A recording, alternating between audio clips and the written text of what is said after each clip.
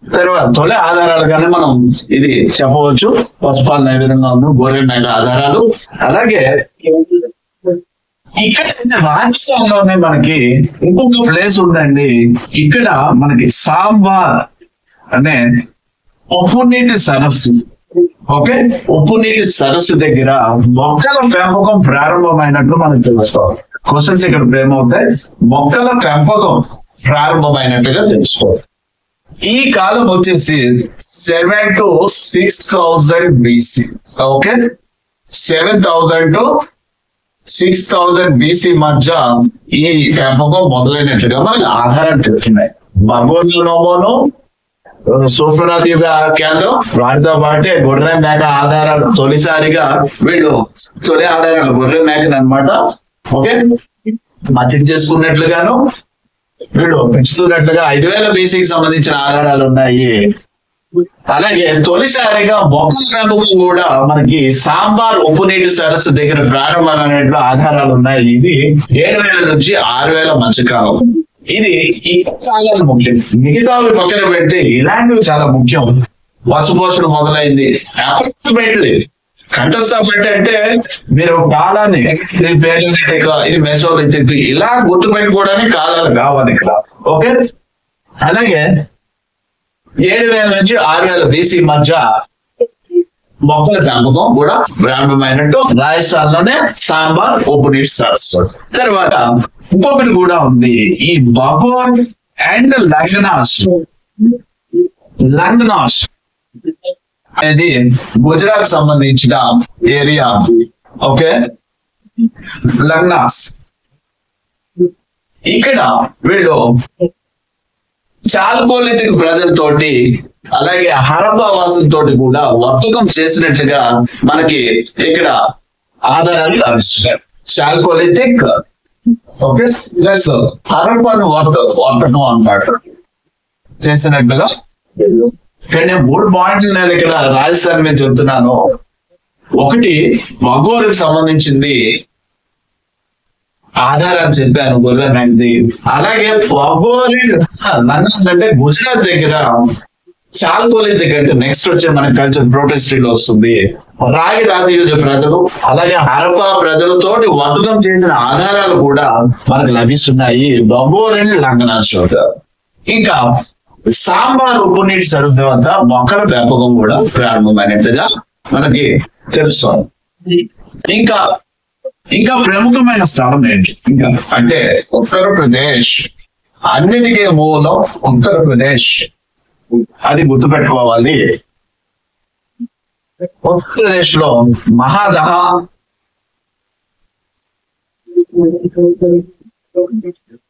మహాదహ, తర్వాత దమ్దమా, చోపాని మండో. ఓకే, చోపాని మండో తర్వాత ఓకే ఈ మహాదహ, దందమా, చోపాని మండో ఇలాంటి ప్రదేశాల వద్ద తర్వాత ఇంకోటి సరై నహర్ రాయ్. సరై నహర్ రాయ్ అనే ప్రదేశాల వద్ద కూడా ఈ తాలూకా పరికరాలు వీటి తాలూకా సంస్కృతి కలిసింది. మహాదహ, దందమ, చోపాని మండో, సరై నహర్ రాయ్ ఓకే ఈ ప్రదేశాల వద్ద ఇవి సంస్కృతి కలిసింది. అయితే మరి ఇప్పుడు ఆల్రెడీ వీళ్ళు ఏమో చెప్తున్నామంటే మొదటి వాళ్ళు వచ్చేసి వాడు ఓన్లీ ఫుడ్ గ్యాదరర్స్, ఇక్కడ కూడా food gatherers, hunters food gather. కానీ పరివర్తన ఏంటి, పశువులు మంచిగా చేసుకోవడం మొదలవుతుంది అనేది పరివర్తన. వాళ్ళ తర్వాత నెమ్మదిగా వీళ్ళ నివాస ప్రాంతాలు ఏమున్నాయి. ఒక పాయింట్ ఇక్కడ చెప్పవలసి ఉంది, ఫేలియోలిథిక్ కి సంబంధించింది. ఫేలియోలిథిక్ ప్రజలు ఇందాక మనం చెప్పుకున్నప్పుడు నదీ తీరాలు వెంట ఉన్నారు, గుహల్లో ఉన్నారు అనేది చాలా ముఖ్యమైనది. అయితే వాళ్ళు ఫేలియోలిథిక్ ప్రజలు, ఫేలియోలిథిక్ సంబంధించి అంటే పాతరాతి ప్రజలు ముఖ్యంగా ఇందాక ఈ ఒక పాయింట్ నోట్ చేయండి. పాతరాతి ప్రజలు వాళ్ళు గంగా, సింధు, సరస్వతి, యమున ఈ నదీ పరివాహ ప్రాంతాల్లో, మైదాన ప్రాంతాల్లో జీవించలేనట్లుగా లేదా వాళ్ళు సంచరించలేనట్లుగా మనకు తెలుస్తోంది. ఏది? పేలియోలిథిక్ ప్రజలు. ఇది గుర్తుపెట్టుకోవాలి, క్వశ్చన్ అడిగే అవకాశం ఉంటుంది. పేలియోలిథిక్ ప్రజలు అన్ని చోట్ల భారతదేశం అంతా సంచరించినట్లుగా ఉంటుంది, కానీ ఎక్కడైతే అల్యూవల్ ప్లైన్స్ మైదాన ప్రాంతాలు ఉన్నాయో అక్కడ రాతి లభ్యత ఉండదు కాబట్టి వాళ్ళు జీవించలేదు. కానీ మెసోలిథిక్ ప్రజలు వాళ్ళ జీవన విధానం మారుతూ వచ్చింది. అన్ని ప్రదేశాల్లోనూ నెమ్మదిగా రావడం మొదలు పెట్టారు. వస్తూనే వాళ్ళు గుంపులో జీవితాన్ని సాగిస్తూ కూడా పెయింటింగ్స్ కి ప్రాధాన్యత ఇచ్చారు. ఓకే, మెసోలిథిక్ ప్రజలు ఏంటి? పెయింటింగ్స్. దాన్నే మనం రాక్ ఆర్ట్ పెయింటింగ్స్ అంటాం. Rock art paintings. ఓకే, అంటే రాతిపై చిత్రాలు, రాతి కళా చిత్రాలు అని చెప్పవచ్చు. ఇది దేనికి సంబంధించింది అంటే ఎప్పుడు మొదలైంది రాతి కళా చిత్రాలు అని మనం చూస్తే పేలియోలిథిక్ అండ్ మెసోలిథిక్ ఈ సమయంలో మొదలైందని చెప్పవచ్చు. ఓకే, అంటే పాత రాతి యుగం చివరి దశ, ఇంకా కొంచెం లోపలికి వెళ్తే చివరి దశ అప్పర్ పేలియోలిథిక్ కల్చర్ అంటాం. ఎగువ పాత రాతి సంస్కృతి, మెసోలిథిక్ మధ్య రాతి యుగానికి సంబంధించిన కాలంలో ఈ కళ పెరిగింది. అంటే మానవుడు గుహల్లో నివాసం ఉంటూ ఖాళీ సమయంలో గోడ మీద తనకి తోచిన విషయాలు, తనకు పరిసరాలతో ఉన్న అనుబంధాన్ని చిత్రించేవాడు రాగి రాత కళ. ఓకే, ఇది భారతదేశంలో మొట్టమొదటిగా మనకి ఏసిఎల్ కార్లైల్, ఇక్కడ క్వశ్చన్స్ ఆల్రెడీ వచ్చాయి. ఇవి కార్లైల్ అనే వ్యక్తి, ఈయన సోహాగి ఘాట్ ఓకే, సోహాగి ఘాట్ అనే ఉత్తరప్రదేశ్ వద్ద ఈయన మొట్టమొదటిగా 1867-68 లో కనుగొన్నారు. ఇది ఉత్తరప్రదేశ్. ఏసిఎల్ కార్లైల్ సోహాగి ఘాట్ అనే ప్రదేశం వద్ద, ఉత్తరప్రదేశ్ లో ఉన్న సోహాగి ఘాట్ వద్ద 1867-68 లో తొలిసారిగా రాక్ ఆర్ట్ పెయింటింగ్స్ ని కనుగొన్నారు. తర్వాత 1957 లో వకాంకర్, విఎస్ వకాంకర్, ఈయన విఎస్ వకాంకర్ భీంబెట్కా అనే ప్రదేశం వద్ద, భీంబెట్కా ఇది మధ్యప్రదేశ్. ఓకే, భీంబెట్కా అనే ప్రదేశం వద్ద ఈయన 642 శిలాశ్రయాలని, రాక్ ఆర్ట్ పెయింటింగ్ ఏరియాస్ ని కనుగొన్నారు. ఓకే, మధ్యప్రదేశ్ వద్ద భీంబెట్కా. ఏసిఎల్ కార్లైల్ సోహాగి ఘాట్ మొట్టమొదటిగా కనుగొన్నారు. తర్వాత కనుగొంది వకాంకర్ 1957 లో. ఓకే, సో ఏంటి భీంబెట్కా ప్రత్యేకత? ఇప్పుడు ఆల్రెడీ మనం చెప్పాము పేలియోలిథిక్ అండ్ మెసోలిథిక్, తర్వాత కొద్దిగా ఆధునిక కాలానికి సంబంధించినవి ఇక్కడ మనకు లభిస్తున్నాయి. భీంబెట్కా వద్ద చిత్రాలు, ఓకే, రాతిపై చిత్రాలు, గుహల్లో చిత్రాలు, ఇవన్నీ కూడా భీంబెట్కా గుహల్లో మనకి దొరుకుతున్నాయి. క్వశ్చన్ ఆల్రెడీ కూడా ఎవరు కనిపెట్టారు అన్న దాని మీద చాలా ఎక్కువగా వస్తున్నాయి. కార్లైల్ అండ్ వకాంకర్ కంటిన్యూ కాకుండా ఎవరు ఏంటన్నది ఇప్పుడు చెప్పింది బాగా గ్రాప్ చేసుకుని ఓకే నోట్ చేసుకోండి.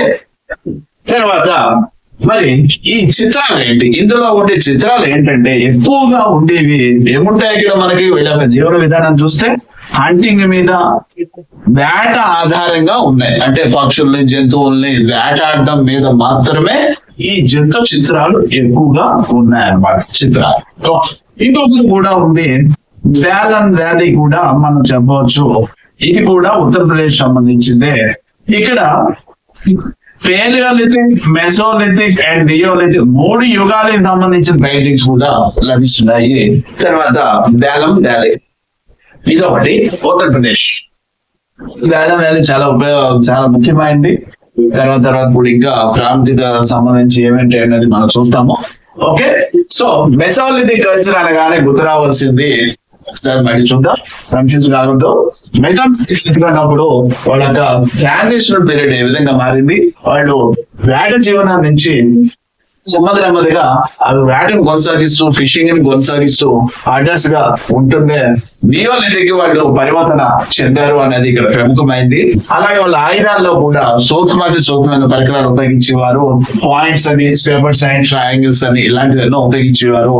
అయితే మరి ఈ సమయంలో వీళ్ళ యొక్క వాడిన ఆధారం, వీళ్ళ యొక్క నివాసాల ఆధారంగా భారతదేశంలో ప్రముఖమైన కేంద్రాలుగా మనం భగోరిని చెప్తాము. ఇక్కడ గొర్రె మేక తాలూకా ఆధారాలు, అలాగే సాంబార్ ఉప్పు నీటి సరుగుతున్న మొక్కల పెంపకం, వాటితో పాటే భగోరెండ్ గుజరాత్ వద్ద, భగోరెండ్ లంకనాస్ గుజరాత్ వద్ద వీళ్ళు చాల్కలితిక్ ప్రజలతో వర్తకం చేసినట్టుగాను, ఇంకా ఉత్తరప్రదేశ్ లోని మహాదహాద్, అండమాన్, జపానీ మండు, సరైన నహర్లా ఇలాంటి ప్రదేశాల్లో వీడి యొక్క స్థావరాలు, వీడి యొక్క జీవన విధానం కొనసాగినట్టుగా మనకు ఆధారాలు లభిస్తున్నాయి.